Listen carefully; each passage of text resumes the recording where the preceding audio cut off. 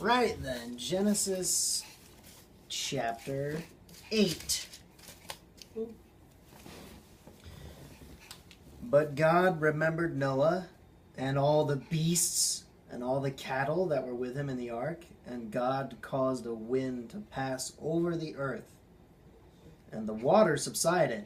Also the fountains of the deep and the floodgates of the sky were closed. And the rain from the sky was restrained.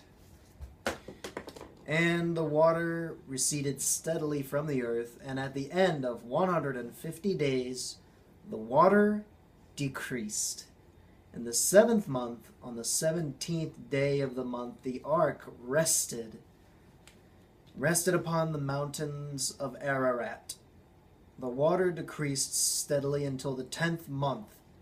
In the 10th month, on the first day of the month, the tops of the mountains became visible. Then it came about, at the end of 40 days, that Noah opened the window of the ark which he had made, and he sent out a raven. And it flew here and there until the water was dried up from the earth. Then he sent out a dove from him, to see if the water was abated from the face of the land. But the dove found no resting place for the sole of her feet. So she returned to him into the ark, for the water was on the surface of all the earth. Then he put out his hand and took her, and brought her into the ark to himself. So he waited yet another 7 days. And again he sent out the dove from the ark. The dove came to him toward evening, and behold, in her beak was a freshly picked olive leaf. So Noah knew that the water was abated from the earth. Then he waited yet another 7 days, and sent out the dove, but she did not return to him again.